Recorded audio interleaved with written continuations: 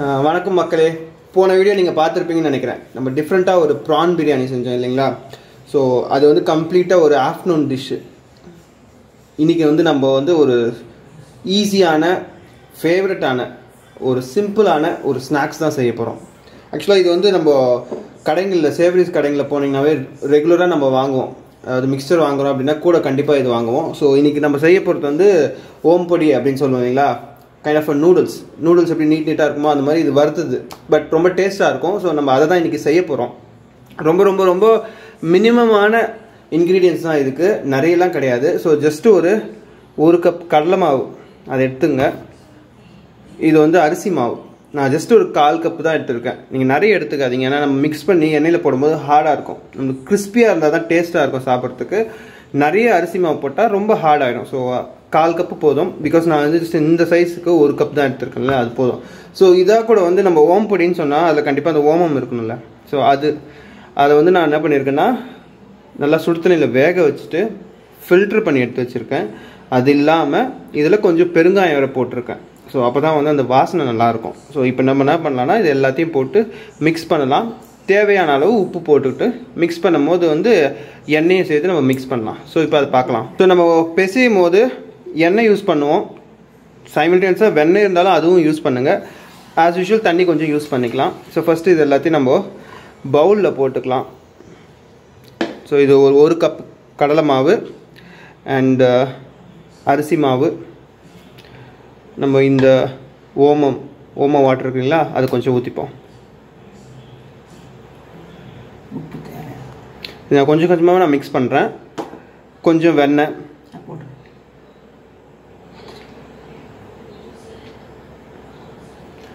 உப்பு கொஞ்சம் ஆட் பண்ணிக்கலாம். உப்பு தேவையான அளவு தானே, நம்ம ஆட் பண்ணி டேஸ்ட் செக் பண்ணிக்கலாம். ஸோ நான் கொஞ்சம் போட்டுக்கிறேன். எண்ணெய் கொஞ்சம் மிக்ஸ் பண்ணிக்கலாம். ஸோ இப்போ வந்து நல்லா பிசைய ஆரம்பிச்சிடலாம்.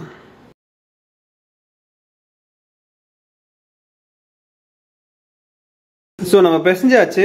இதில் ஒரு முக்கியமான ஒரு இன்க்ரீடியன்ஸ், அது என்னன்னா மஞ்சள். அதை நான் உங்களுக்கு முதல்ல சொல்ல மறந்துட்டேன், பட் நான் ஆட் பண்ணியிருக்கிறேன். மஞ்சள் போட்டால் தான் அந்த எல்லோ கலர் வரும் இல்லைங்களா? ஸோ மஞ்சள் நான் ஆட் பண்ணியிருக்கிறேன். அது மட்டும் இல்லாமல் இன்கேஸ் நீங்கள் வந்து கொஞ்சம் ஸ்பைஸியாக இருக்கணும் அப்படின்னு நினச்சிங்கன்னா கொஞ்சம் காரம் கூட ஆட் பண்ணிக்கலாம். பட் நான் காரம் யூஸ் பண்ணலை, இதுவே போதும், நல்லாவே இருக்கும் டேஸ்ட்டு. ஸோ காரம் நான் ஆட் பண்ணல, பட் உங்களுக்கு வேணும்னா நீங்கள் கொஞ்சம் மிளகா ஆட் பண்ணிங்க. It's up to you. So அடுத்தது நம்ம என்ன பண்ண போகிறோம் அப்படின்னா வந்து இதை வந்து உருண்டை பிடிச்சி முறுக்கு குழல் இருக்குது பார்த்தீங்களா, அதில் போட்டு நம்ம இப்போ செய்ய போகிறோம். ஸோ இதில் முக்கியமாக தெரிஞ்சிக்க வேண்டியது என்னென்னா, இது எந்த அளவு சாஃப்ட்னஸ் இருக்கணும் அப்படின்னா, நீங்கள் சப்பாத்தி மாவு பேசுகிற மாதிரிலாம் பேசக்கூடாது. கொஞ்சம் இன்னும் நல்லா சாஃப்டாக இருக்கணும்.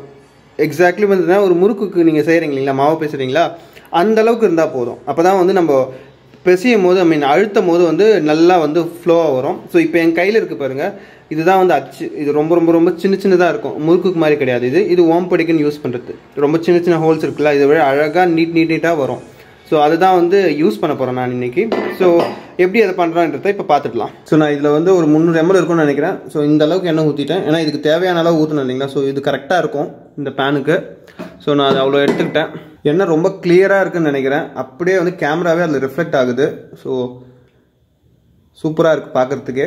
ஸோ இப்போ நம்ம என்ன பண்ண போகிறோம் அப்படின்னா, ஒரு அச்சில் இது பாருங்கள், இந்த மாதிரி ஒரு அச்சில் இது உள்ளெல்லாம் நல்லா எண்ணெய் தடவிடணும். ஏன்னா அப்போ தான் வந்து ஸ்மூத்தாக வந்து அப்படியே வெளியே வந்துடும். ஸோ உள்ளே நான் போட்டிருக்கேன். அதே மாதிரி இந்த சைடு இருக்குது பார்த்தீங்களா, இதுலேயும் நல்லா எண்ணெய் தடவிடணும் நீங்கள், ஏன்னா அது ரொம்ப ரொம்ப இம்பார்ட்டன்ட். அப்போ தான் வந்து அது வந்து ஸ்மூத்தாக வெளியே வரும். ஸோ எண்ணெய் நல்லா காயட்டும், அதுக்கப்புறம் நம்ம வந்து ப்ரெஸ் பண்ண ஆரம்பிக்கலாம்.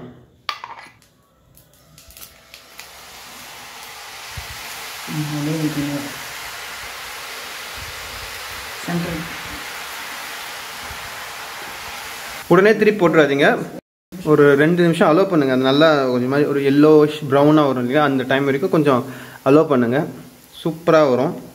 ஸோ இப்போ நான் கொஞ்சம் திருப்பி போடுறேன் பாருங்கள். அப்படியே ஒரு பிளேட் மாதிரி இருக்குது பார்த்தீங்களா, அப்படியே அதை திருப்பி போட்டுவிடுங்க, உடையாமல் அழகாக போட்டுவிடுங்க. கொஞ்சம் வெளியே போக தான் செய்யும், ஏன்னா இது சின்ன பாத்திரம். It's okay. இப்போ திருப்பி போடுறதுனால அந்த சைடும் நல்லா வேகும். இருக்கிறதுலே இது ரொம்ப ரொம்ப ரொம்ப சிம்பிளான ப்ராசஸ் தாங்க. அவ்வளோதான், இது முடிஞ்சிடுச்சு. இப்போ நம்ம எடுத்துகிட்டு ஒரு டிஷ்யூ பேப்பரில் வச்சுட்டோன்னா அதில் இருக்கிற எண்ணெய் எல்லாமே அப்சர்வ் பண்ணிடும். அதுக்கப்புறம் கொஞ்ச நேரம் பொறுத்து ட்ரை ஆயிடுச்சுன்னா ஜஸ்ட் உடைச்சிடலாம். உடைச்சிட்டா ஓம்பொடி ரெடி ஆயிடுச்சு. நம்மக்கிட்ட இன்னும் கொஞ்சம் மாவு இருக்குது, அதை நான் செஞ்சுக்கிறேன். இப்போதைக்கு இது போதும். ஸோ இந்த வீடியோ கண்டிப்பாக உங்களுக்கு பிடிச்சிருக்கும்னு நினைக்கிறேன். பிடிச்சிருந்தா மறக்காமல் மிர்தாஸ் கிச்சனுக்கு சப்ஸ்கிரைப் பண்ணிவிடுங்க. அப்படியே கூடவே பக்கத்தில் இருக்கிற பெல் ஐக்கனையும் ப்ரெஸ் பண்ணுங்கள். அப்படி ப்ரெஸ் பண்ணுறதுனால என்ன ஆகும் அப்படின்னா, நெக்ஸ்ட் டைம் நான் ஏதாவது இந்த மாதிரி ஒரு டிஃப்ரெண்ட்டான வெரைட்டி செஞ்சேன்னா உங்களுக்கு ஆட்டோமேட்டிக்காக நோட்டிஃபிகேஷன் வரும். நீங்களும் பார்க்கலாம், உங்கள் வீட்டில் ட்ரை பண்ணி பார்க்கலாம். சரிங்களா? So till then, have a great day. I'll see you in the next video.